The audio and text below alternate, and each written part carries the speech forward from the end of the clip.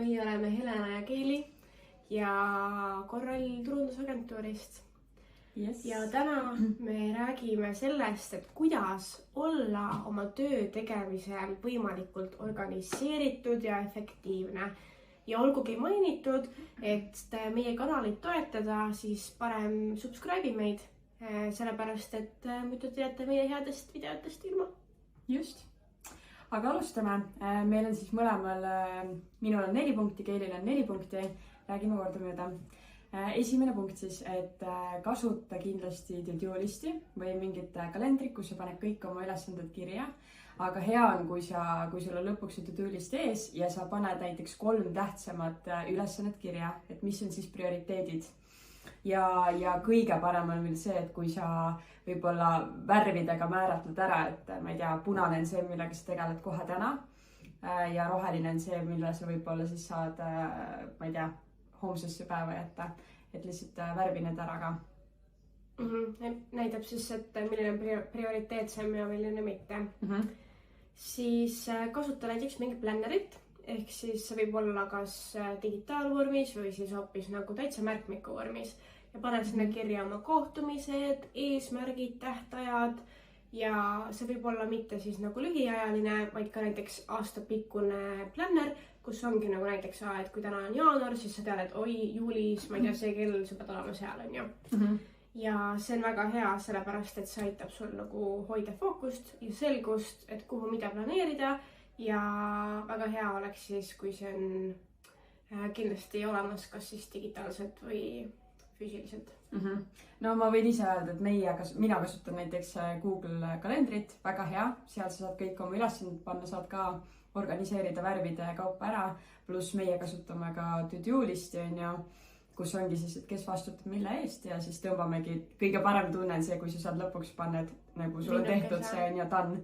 Soovitatakse seda Notion äppi, et see on asi, mida me mõtlesime, et võiks katsetada, et olen kuulnud palju sellest, aga ei ole kordagi nagu ise nii-öelda lahti teinud ja kasutanud, et võiks selle nagu kindlasti teha, sest praegu on see, et meil on nagu Excelis to-do list, ehk siis ongi see, et nagu kogu aeg pead neid ridu sinna juurde panema, sest ei taha nagu vanu ülesanded ka ära kustutada, et on hea vaadata, et mis teinud oled ja et jube palju linnukesi on ju.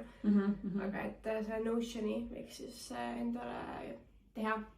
Üks asi veel, et võib-olla kuhu kõik märkmed panna kokku, et teha Drive'is endale klientide kaustad ja siis sinna pannagi, ma ei tea, meeting notes, nii et siis sul ongi iga paned kuupäeva ja panedki, mis te rääkisite, et ma ei tea, ma kasutan Drive'i ja mul on selles mõttes väga rahul. Ja järgmine punkt, 3, on siis see, et organiseeri enda aega, et see on põhiline ja tea, kui palju aega sul võtavad mingid ülesanded. Et selleks ongi sul hea panna, ma ei tea, rekordida või pannagi siis timer peale ja teedki sotsiaalmeedia postitusi, vaatad, et kaua sul see aega võtab, et siis oskad juba järgmine kord paremini organiseerida ja teadki, et kui sul on homseks vaja, ma ei tea, terve kuu postitused ära teha, et siis teadki, et okei, see võtab mul 3 tundi ja ma leian selle augu sellel päeval, et jah, lihtsalt tea, kui palju aega sul kuhugi läheb. Ja kindlasti, et olla võimalikult efektiivne oma aja planeerimises, siis võiks õppida delegeerima, ehk siis sa ei pea kõiki asju ise tegema alati, et jaga ülesanded ära teistega, et nemad saaksid ka panustada sinu tegemistesse ja sina saad keskenduda kõige olulisemale asjale. Või näiteks, kui sul on juba suur tiim, kellega te tööd teete, siis jagagi ülesanded vastavalt siis tegevusvaldkondade järgi ära ja igaüks teeb seda, millest ta kõige parem on siis.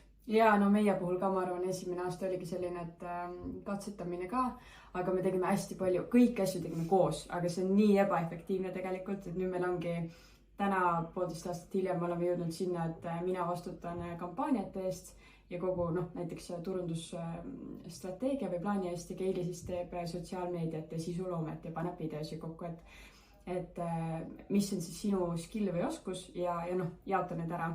Et nii on palju efektiivsem. Ja just. Nii, minu punkt. 6 siis. Või 7. ma ei tea, nii. Ühesõnaga, et ole varajane ärkaja. Et kui sa ärkad vara, sa teed oma kindlat, ma ei tea, päevarutiini, hommikurutiini, mis sobib sulle ja mis muudab sinu hommiku väga mõnusaks, siis tegelikult sul on palju rohkem motivatsiooni võtta see aeg ja hakata tööle. Kas siis 8 tundi või 4 tundi, palju on sinu tööpäev, on ju. Aga jah, et sa hommikut alustad mõnusalt, et mitte niimoodi, et viimasel minutil ärkad ja kohe arvuti taha ja oledki selline pool uimas seal, et jah, kindel rutiin, mis sul on iga hommik, kas ja sinna ka näiteks mingi workout või sinu joogarutiin või hingamine või mis iganes sulle sobib, kohvi joomine, et jah, siis sul on rohkem motivatsiooni lihtsalt asuda tööle. Ja ühe asja mainiksin veel, et kui sa näiteks oledki mingi, ma ei tea, tööjupi ära teinud, ütleme, ma ei tea, 3 tundi mingi asjaga tegelenud, siis võta ka endale neid hetki, et nagu täita seda, et teedki endale näiteks kohvipausi ja see ongi mõnus tegevus, et sa tead, et nii, ma nüüd pühendusin, ma panin oma aega sinna nii palju, et nüüd ma teen selle pausi ja teen endale väikese kohvi ja šokolaadi, et see lihtsalt motiveerib sind rohkem. Ja võib-olla mainin siia, et kui sa näiteks ei ole, et sul ei ole nagu võimalik võib-olla teha seda hommikurutiini iga päev. Näiteks minu puhul on see, et ikkagi ma olen 6-kuuse beebi ema, siis mul ei ole võimalik iga päev lubada endale mingit workouti või hommikurutiini, on ju. Aga noh, jällegi on see, et tee siis seda kas või ma ei tea, enne seda töö algust näiteks, et kui sa tead, et sa pead hakkama näiteks kell 4 õhtul tööle, sest et see on su vaba aeg näiteks, siis enne seda võtta kas või 10 minutit, et puhasta oma pea näiteks mõtetest jooga abil või jalutamine lihtsalt on ju. Mis iganes. Aga järgmine punktike on siis piira segajad, mis tähendab siis seda, et kindlasti keskendu ühele ülesandele korraga, lülita välja teavitused, eemalda segavad faktorid ja loo keskkond, mis toetab süvenemist. Ja, see on väga oluline ja tegelikult mulle võib-olla on natuke sarnane punkt siia ja minu viimane punkt ongi siis see, et hoia enda ruum ja töölaud organiseeritud ja korras, et kui sul on ruum, mis on, ma ei tea, sul on diivan segi, sul on mingid asjad laiali, riided kuskil laiali, sa ei saa niimoodi keskenduda, et näiteks mulle on ka ülioluline, et mul peab kõik töölaud olema puhas ja mul on palju puhtam juba pea, selge pilt silme ees. Et mitte ma ei mõtle sellele, et oota, et kus mul mingi asi on ja hakkan seda otsima seal, et ikkagist jah, puhas ruum ja siis sul on kuidagi aju ka kohe rohkem korras või aju on korras. Ühesõnaga, et sul on nagu clear mind, kuidas see on siis? Puhas mõte. Mis iganes, jah, saite aru mõttest. Puhas aju, nii? Ja siis viimane, nagu Helena juba tegelikult mainis, on siis regulaarsete pauside tegemine. Et pidev töö vähendab tegelikult efektiivsust, mis tähendab seda, et viiksid siis töötada tegelikult 40 minutit ja siis võtta see 50 minutit pausi, et võid sel ajal kas laadida oma energiavalusid näiteks šokolaadiga või lihtsalt puhkamisega või hoopis näiteks kohvi või ma ei tea, kas see telefoni scrollimine on parim variant, et siis sa nagu läheb jälle on ju aju reostub. Aju läheb sassi, et pigem hoiab produktiivsust kõrgel, siis jah, ole pigem sotsiaalmeediast eemal. Meie töö puhul on see, et sotsiaalmeediast ei saa väga eemal olla, sest me teeme sotsiaalmeediaga tööd, aga me saame mitte keskenduda oma eraeluliste notificationitele, mis tulevad näiteks meie enda eraelu nagu sotsiaalmeediast. Et jah. Jah, no näiteks mul on see, et kui ma tean, ma pean mingit turundusplaani tegema või mingit ülesanded, mis nõuab mult väga palju aega ja efektiivsust, siis ma panengi kohe telefonist do not disturbi peale. Noh, inimesed ei saa mind mingit aega küll kätte, aga ma tean, et mul ei tule neid notificationeid ja ma saan nagu süveneda ühte asja.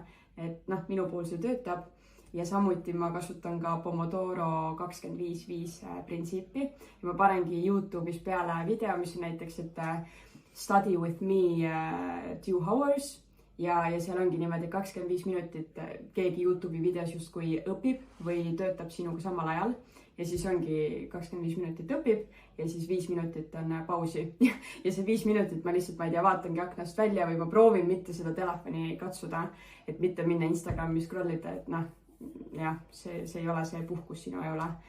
Ja siis jälle 25 minutit ja 5, et noh, selliste vahemikega, et tegelikult töötab ja väga äge ja efektiivne asi, mida ma olen ka enda siis ellu proovinud võtta tööellu. Jah. Vot. Aga aitäh, et sa vaatasid ja like ja subscribe ja kindlasti jaga meile oma ideid, millest me veel võiksime rääkida. Yes, thank you. Ciao!